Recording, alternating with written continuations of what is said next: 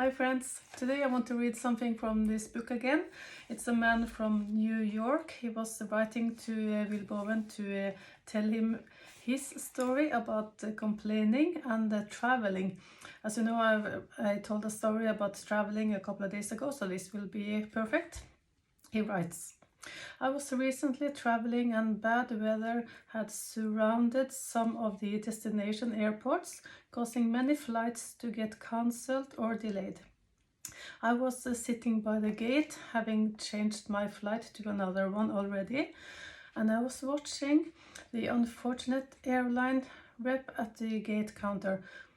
She was being bombarded by a number of people who seemed to assume that the poor weather, flight cancellations, and everything else causing them grief was her fault.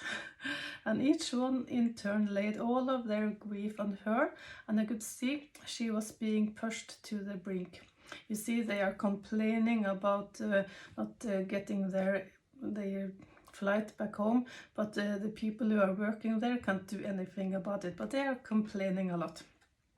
A little aha light bulb flashed in my mind, and since I am apt to follow my instinct, I stood up and took my place in a line of people intent to share their bad day with her. He had already got his new flight, but he was standing in the queue where everybody was complaining. Why? You can ask. Here it is. I patiently waited my turn, and when I was finally standing in front of her, her weary eyes looked up at me, her forehead creased with stress, and she asked, "May I help you, sir?" She was very emotional. It was terrible for her, I guess. And he said, "Yes, you can." I then asked her to act busy while I spoke to her. That was very straight. Everybody else was complaining, but he was talking to her like she had to look like she was busy. And then I told her I stood in line to give her a 5-minute break. Wow, what about that? While she typed, she just did something to look busy, of course. And then he explained to her that while all of these people were intent on ruining her day, she had other people in her life who really cared about her and passions in her life that gave her life meaning.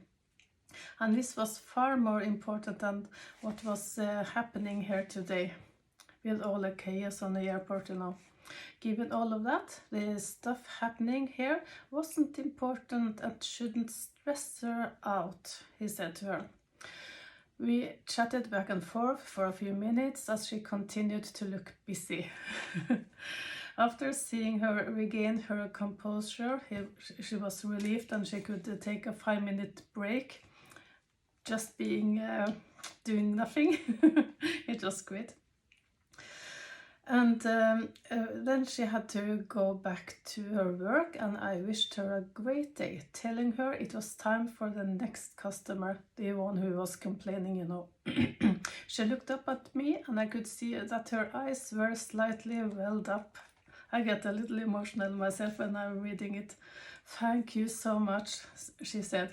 "I don't know how I can thank you for this." I smiled and told her the best way to thank me was to pass on the kindness to someone else when she had the opportunity. Wow, isn't that great?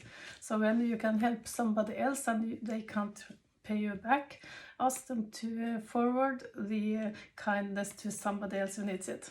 That was great for today, I think so. And I'm happy. I'm on day 6. Yeah, this is fun. So have a nice day and see you tomorrow.